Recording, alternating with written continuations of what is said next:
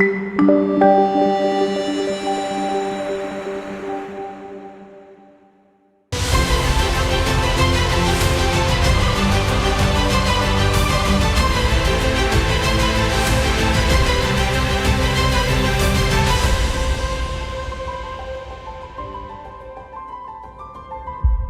my name is Ashley Stone, and I am reading Judges 11 through 13. Chapter 11. Now Jephthah, the Gileadite, was a valiant warrior, but he was the son of a harlot, and Gilead was the father of Jephthah. Gilead's wife bore him sons. When his wife's sons grew up, they drove Jephthah out and said to him, "You shall not have an inheritance in our father's house, for you are the son of another woman." So Jephthah fled from his brothers and lived in the land of Tob. And worthless fellows gathered themselves about Jephthah, and they went out with him. It came about after a while that the sons of Ammon fought against Israel.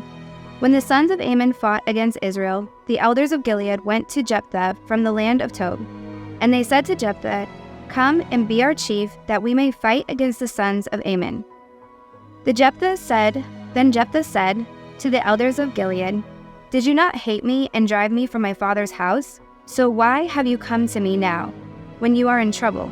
The elders of Gilead said to Jephthah, "For this reason we have now returned to you, that you may go with us and fight with the sons of Ammon, and become head over all the inhabitants of Gilead." So Jephthah said to the elders of Gilead, "If you take me back to the fight against the sons of Ammon, and the Lord gives them up to me, will I become your head?" The elders of Gilead said to Jephthah, "The Lord is witness between us. Surely we will do as you have said." Then Jephthah went with the elders of Gilead, and the people made him head and chief over them.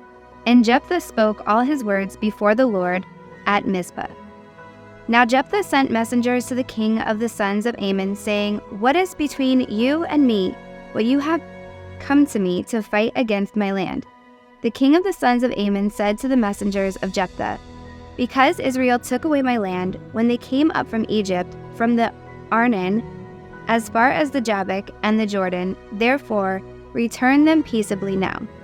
But Jephthah sent messengers again to the king of the sons of Ammon, and they said to him, "Thus says Jephthah, Israel did not take away the land of Moab, nor the land of the sons of Ammon.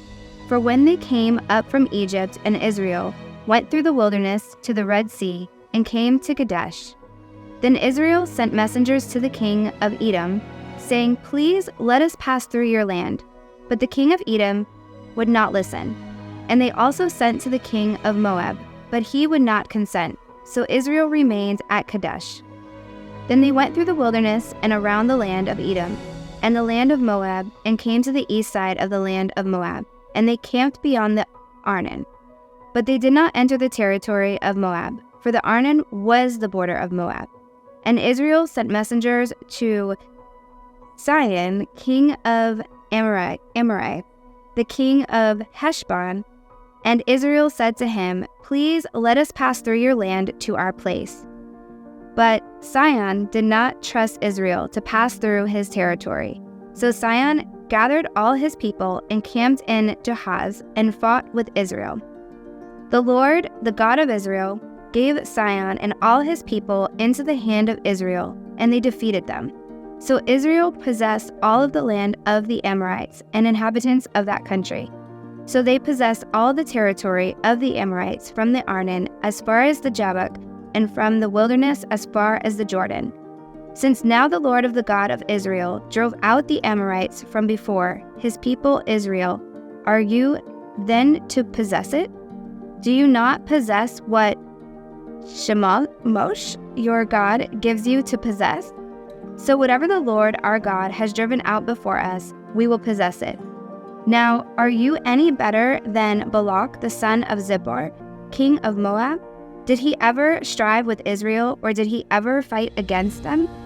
While Israel lived in Heshbon and its villages, and in Aroer and its villages, and in all the cities that are on the banks of the Arnon, 300 years, why did you not recover them within that time? I, therefore, have not sinned against you. but you are doing me wrong by making war against me. May the Lord, the judge today between the sons of Israel and the sons of Ammon." But the king of the sons of Ammon disregarded the message which Jephthah sent him. Now, the Spirit of the Lord came upon Jephthah so that he passed through Gilead and Manasseh. Then he passed through Mizpah of Gilead, and from Mizpah of Gilead he went to the sons of Ammon. Jephthah made a vow to the Lord and said, "If you will indeed give the sons of Ammon into my hand, then it shall be that whatever comes out of the doors of my house to meet me when I return in peace from the sons of Ammon, it shall be the Lord's, and I will offer it up as a burnt offering." So Jephthah crossed over to the sons of Ammon to fight against them, and the Lord gave them into his hand. He struck them with a very great slaughter from Aroer to the entrance of Minnith, 20 cities, and as far as Abel-keramim. So the sons of Ammon were subdued before the sons of Israel. When Jephthah came to his house at Mizpah, behold, his daughter was coming out to meet him, with tambourines and with dancing.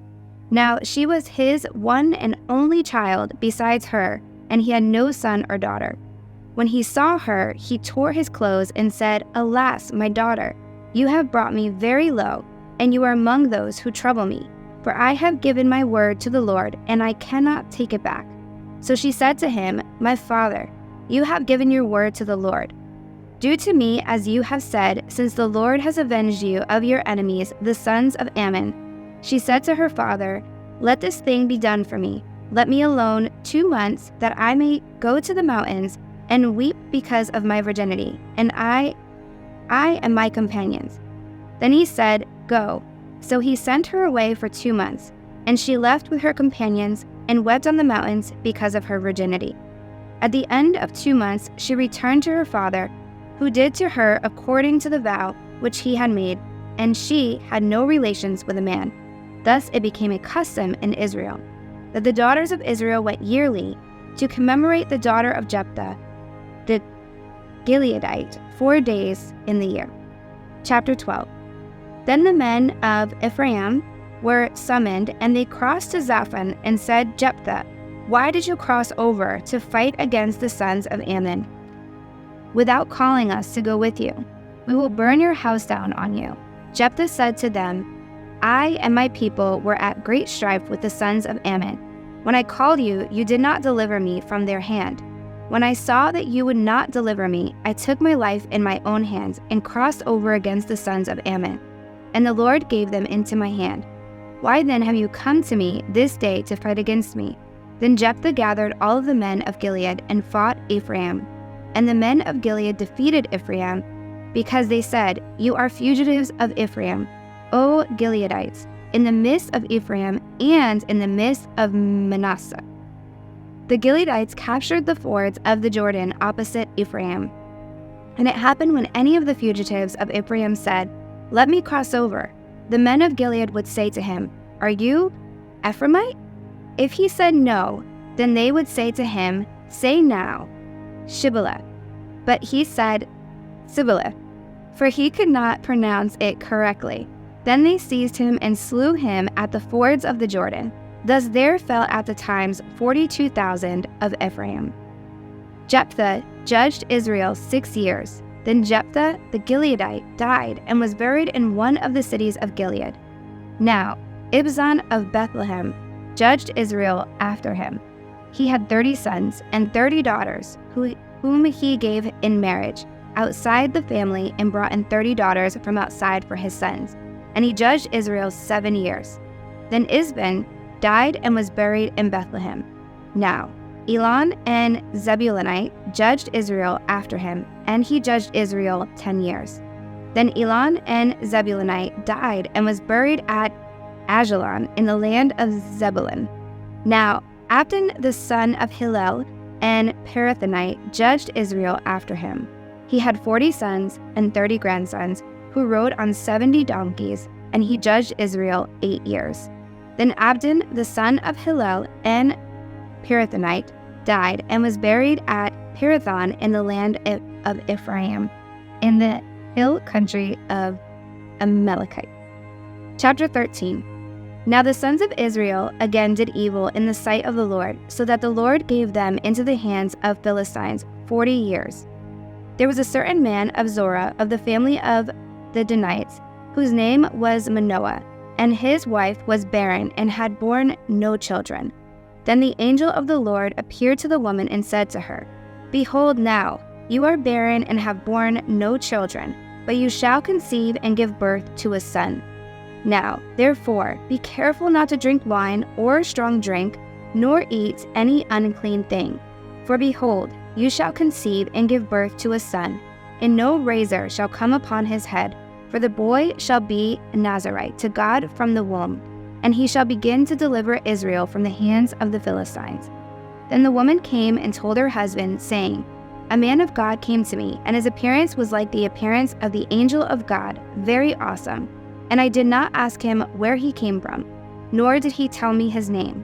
But he said to me, Behold, you shall conceive and give birth to a son, and now you shall not drink wine or strong drink, nor eat any unclean thing, for the boy shall be a Nazarite to God from the womb to the day of his death. Then Manoah entreated the Lord and said, O Lord, please let the man of God, whom you have sent, come to us, again, that he may teach us what to do for the boy who is to be born. God listened to the voice of Manoah, and the angel of God came again to the woman as she was sitting in the field. But Manoah, her husband, was not with her. So the woman ran quickly and told her husband, Behold, the man who came the other day has appeared to me. Then Manoah arose and followed his wife. When he came to the man, he said to him, Are you the man who spoke to the woman? And he said, I am. Manoah said, Now, when your words come to pass, what shall the boy's mode of life and his vocation? So the angel of the Lord said to Manoah, Let the woman pay attention to all that I said. She should not eat anything that comes from the vine, nor drink wine or strong drink, nor eat any unclean thing. Let her observe all that I commanded.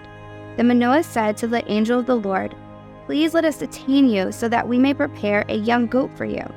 The angel of the Lord said to Manoah, Though you detain me, I will not eat your food, but if you prepare a burnt offering, then offer it to the Lord. For Manoah said, Not now that he was the angel of the Lord. Manoah said to the angel of the Lord, What is your name, so that when your words come to pass, we may honor you? But the angel of the Lord said to him, Why do you ask my name, seeing it is wonderful?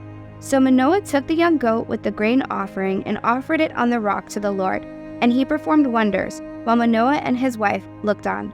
For it came about then that the flame went up from the altar toward heaven, that the angel of the Lord ascended in the flame of the altar.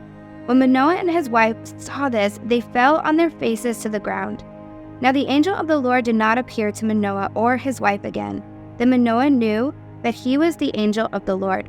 So Manoah to his wife, We will surely die, for we have seen God. But his wife said to him, If the Lord had desired to kill us, he would not have accepted a burnt offering and grain offering from our hands, nor would he have shown us all of these things, nor would he have let us hear things like this at this time. Then the woman gave birth to a son and named him Samson. And the child grew up, and the Lord blessed him. And the Spirit of the Lord began to stir him in Mahanaim, between Zorah and Eshtaol. Thank you for reading Judges 11 through 13 with me. I pray that you have a blessed rest of your day and that this word gives you light and spirit in the heart of the Lord.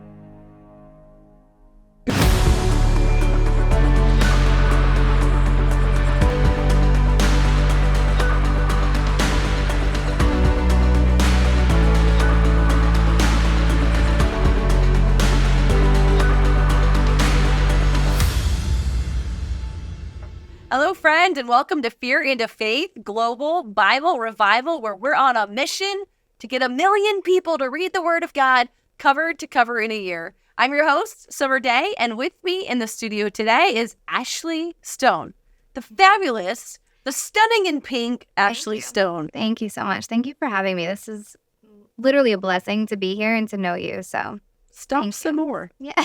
I'm not even going to start with all my prepared questions. I want to know, how is this a blessing to you? Well, I'm on that walk, that journey currently, I feel like. And so there's an aspect where I always say, like, I'm a baby Christian, this is new to me. And at the same time, God is surrounding me with just so many incredible women and people in my life. And honestly, I prayed out for that. And very shortly after, I met Lindy and I met you. And so really he is truly surrounding me by women that know him. And so as I'm thirsty for the word, I mean, hello, I'm thirsty for the word. I'm wanting to be surrounded by women that know the word. And here are you reading the Bible in a year. So I'm just like, okay, God, I see what you're doing here. So He's calling you deeper. He's answering your prayers.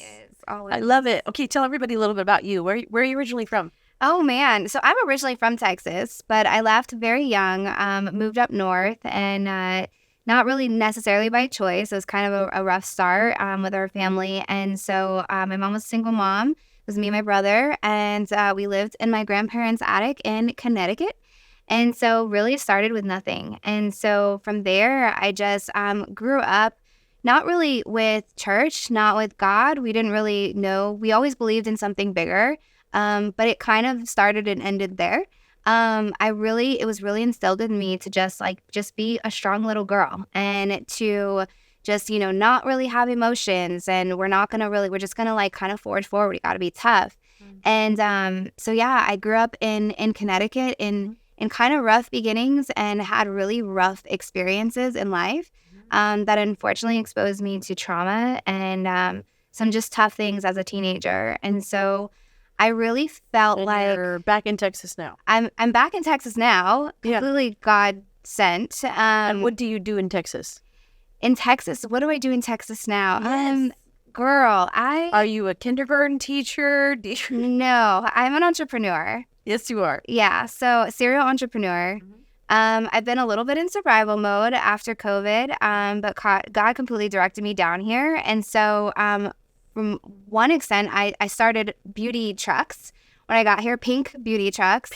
What's a beauty truck? So I converted box trucks into luxury salons and just drove around Texas and was like, someone please dial this number on the side of my truck. I'm here. And God directed me to these trucks and told me to do this. And I was just like completely walking in faith.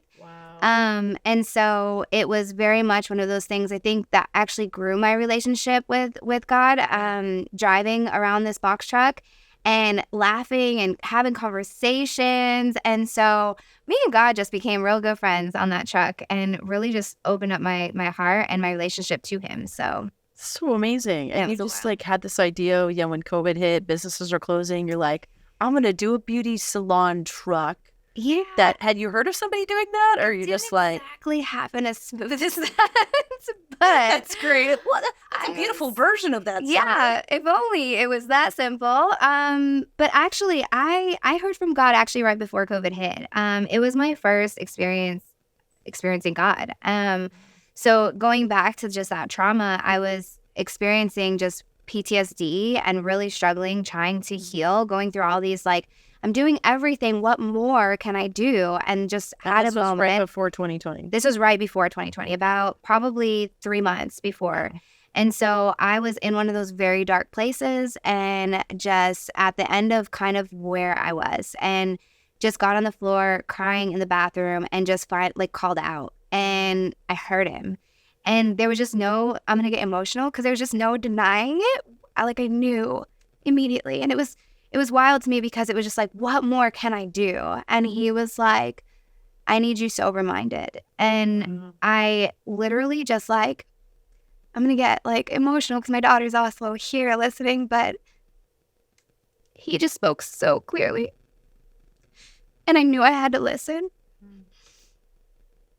So he had very direct orders and steps for me to take. And it was being sober-minded so I can hear him more. And I fasted. I did a Daniel fast for 21 days. Wow. I started going to my husband's church. And he told me to prepare. I was going to be moving. I needed to prepare financially. It was a time in my life that was seasonal for my company. And my company. Were you living in Texas? I was in Connecticut. In Connecticut. Yeah. This is part of your crazy story of this is a part of the crazy story. Up in Texas? Yes. So I just had a very clear direction. I started taking it. And he told me to prepare financially and that there was going to be a big shift. And I was like, okay, well, I was planning on buying a house in the spring. So I'm like, okay, I'm going to buy this house. So I know I'm going to be moving. And then the world shut down. In Connecticut? Connecticut. Yeah. Texas was not on the radar, girl, at all. Was not on the radar. And Texas had this big hole in my heart that I just wasn't ready to face. I really neglected Texas for a really long time. I had family here. My father's here. And so Texas was never on the radar to ever go back to. And really, he called me to it after the pandemic happened and my business definitely was closed down. Financially, we were able to weather this storm because I was prepared. And I started to get into that mode again of like, what do I do? Like, I'm waiting to hear from you. Where are you? I need to know. Yeah. And I didn't hear from him right away. And then when I did, he said I needed to go to Texas. And I was like, what? I'm never going to Texas. And so really how it happened was my mom actually called me. It was that morning I heard Texas. My mom called me that afternoon and she was in Florida and she was like, hey, so I'm thinking of going to visit my brother in Texas. You need a break. You need to get out of the Northeast. Just take a break. Get on a flight. Meet me in Texas. What? You're like, what is the Lord doing? Yeah. So I was just like, okay. And so I just connected dots and immediately I was like, done. I'm going to Texas. So this was on Sunday. My flights were booked on Thursday. And myself and my 2 kids got on a plane. There was 6 of us on the plane during COVID. It was May 2020. And we went to Texas. And so we visited. I regrouped. I went back up to Connecticut. And I mean, between protesting and trying to get my business open, I was just like, this is not the place for me. God, what am I going to do? And he said, you're moving to Texas. So I bought a house through the internet like any normal person. Oh, any normal person. Yeah. Had a house through the internet, sight unseen. Sight unseen. They approved my offer. Didn't know that they close in Texas a little faster than they do things in the Northeast. Shit. So I was like, okay, we're closing when? And so it was July 2020. Within 3 weeks, we sold everything, got in the car, and came to Texas. You know, that's crazy because I was selling everything because I left August 1st, 2020. Yeah. He was. I heard the story, and I was just like, he's just been calling people to Texas. Yeah. So did he call you specifically to this area of Texas? So my uncle lived. This is the area that I visited. Yeah. So I was familiar with the area. I had family close by. So I just knew that it was a good place. It was a family-oriented place. So I knew my kids would be settled. So that was important for me. But yeah, it was mostly because my family was here, and it was just where I felt like, all right, that's where we're gonna go. All right, we're just gonna hustle. Jump right in. And it was probably a few weeks later that my husband didn't come right away. Okay, I'm gonna pause you. Okay. Your husband didn't come right away. No. Oh, that's a great cliffhanger. We're gonna take a commercial break. We'll be right back. Science fiction fans, how does a teenage boy from Ohio become king of the Milky Way? Find out in the new action-packed sci-fi book and audiobook series, Richard, by author Michael W. Hickman. With famous author DNA in his blood, Hickman weaves engaging and thrilling sci-fi stories in Richard, Distant Sun, Richard, an unlikely love story, and Richard, the Dragon's Curse. Search those book titles now on Audible and Amazon. Did you know that most skincare products today have low-quality ingredients that can end up doing more harm than good? Sofiel's pure, natural ingredients hydrate, exfoliate, and nourish your skin. Most people see results in one application. Our patented skincare formula contains only the highest quality, natural, plant-based ingredients, so pure you can eat them. Your skin deserves the best. Go to shopsofiel.com and use code SOUL20 to save 20%. Get started today.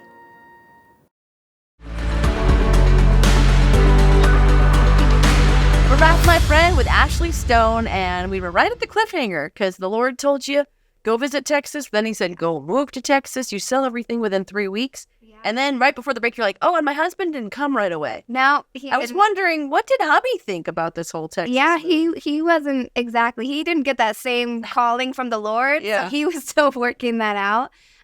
So he actually worked in healthcare. He worked in the emergency room. So during a pandemic, as you could imagine, he was quite busy. So he had the stable job. So he had the health insurance and all those things. So he was like, you feel called to Texas. I'm not ready to go.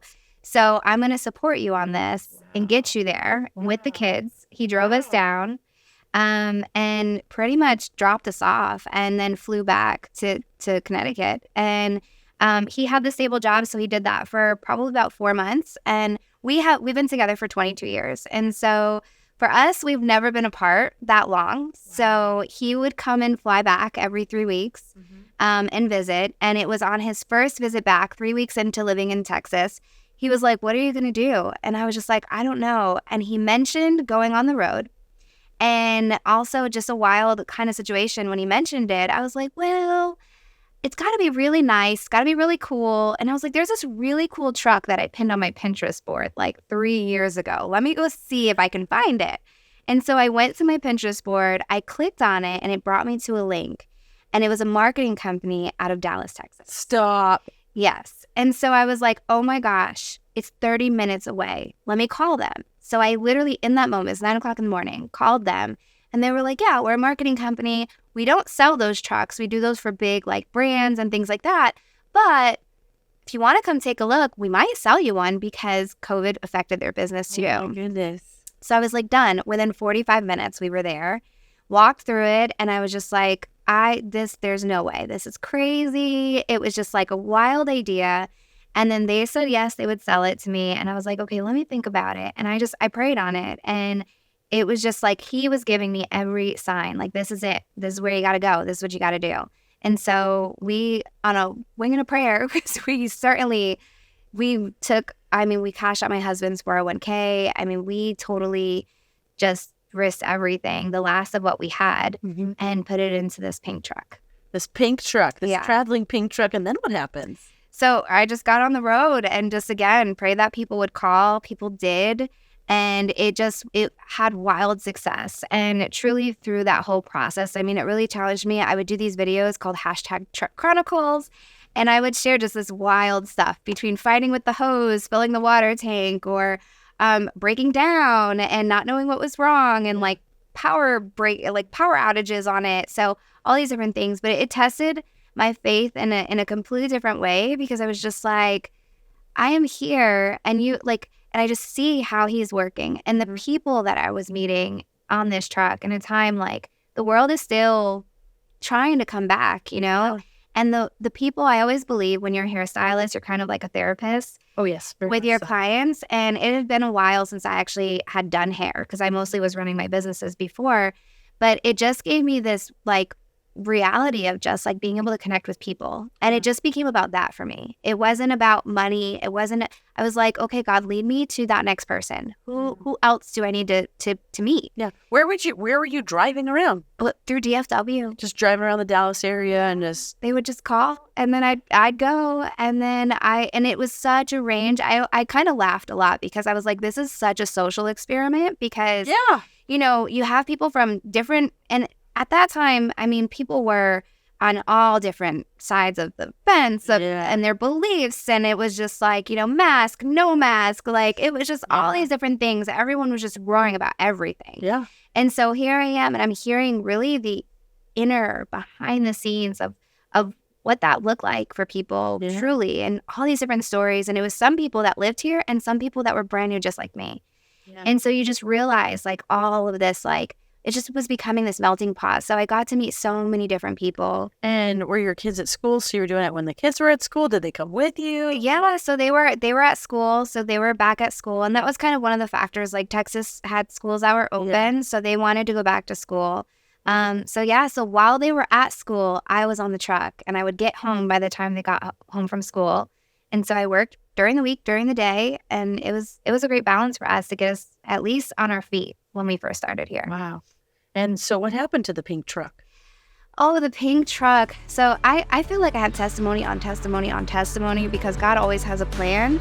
So I did that for quite a while, for about 2 years. And I eventually, as I got off the truck, I was stopped. You can check out the rest of this interview right here, or by going to BibleRevival.tv. And if this show has blessed you, you can help us bless others by partnering with us for as little as $20 a month and help us to expand the reach of this show. We'd also like to invite you to join our Kingdom Discipleship Program, where you have an opportunity to get on weekly Bible Zoom calls with us and people around the world to deep dive into His Word. And you can check all that out at BibleRevival.tv. I'll see you next time, my friend.